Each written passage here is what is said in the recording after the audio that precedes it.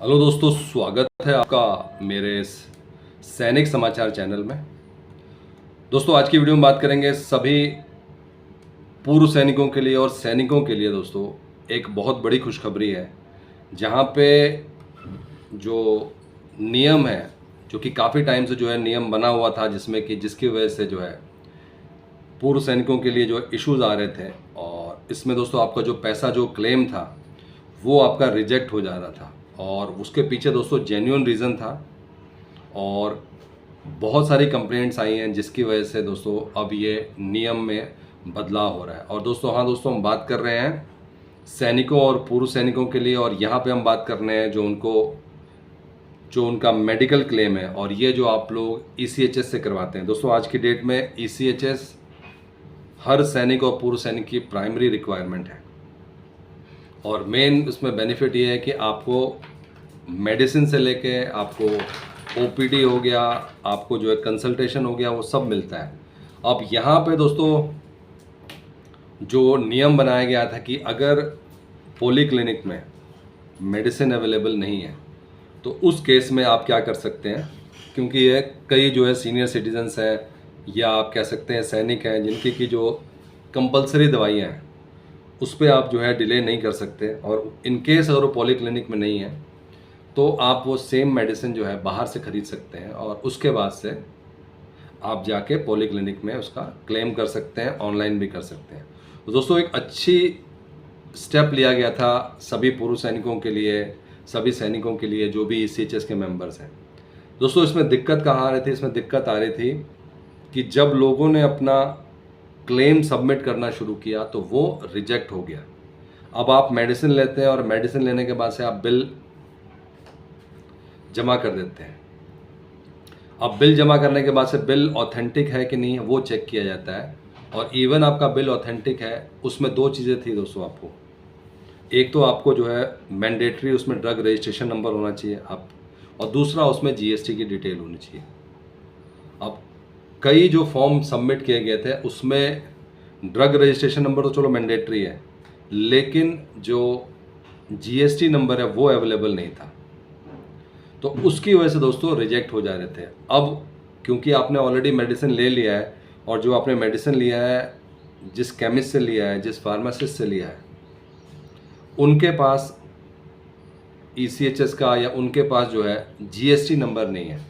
अब आपने बिल जब सबमिट किया तो एज ए एक्स सर्विसमैन या सैनिक उनको इसके बारे में डिटेल नहीं पता, क्योंकि जीएसटी लेना ना लेना काम है जो फार्मासिस्ट का है, लेकिन आपको मेडिसिन मिलनी चाहिए।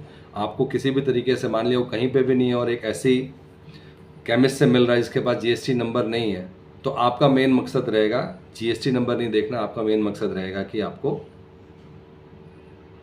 मेडिसिन टाइम पे मिलनी चाहिए। और उसके बाद से दोस्तों कई सारे ऐसे मेडिसिन के जो है क्लेम सबमिट किए गए थे जिनको कि रिजेक्ट कर दिया गया, और रिजेक्शन का रीज़न ये था कि उन सभी पर जीएसटी नंबर नहीं था। और दोस्तों, नियम के अकॉर्डिंग जिनकी जो है टर्नओवर 20 लाख से ऊपर है उनको जीएसटी मैंडेटरी है। तो यहाँ पे कई ऐसे केमिस्ट हैं जिनकी इतनी टर्नओवर अगर नहीं है, अगर उनसे आपने लिया है तो उस केस में जितने भी आपके क्लेम्स थे वो रिजेक्ट हो रहे थे। अब यहाँ पे दोस्तों सुधार की बात आ रही है, यहाँ पे ज़रूरत है कि सुधार हो, और अब जो है जो नया नियम है, individual reimbursement of cost incurred by beneficiaries on medicine GST number, क्योंकि जितने भी केसेस जो रिजेक्ट हुए थे उनका मेन रीज़न था कि GST number was not available. अगर जीएसटी नंबर अवेलेबल नहीं है तो रिजेक्ट कर रहे थे, और अब जो है इसमें सुधार कर दिया गया है दोस्तों।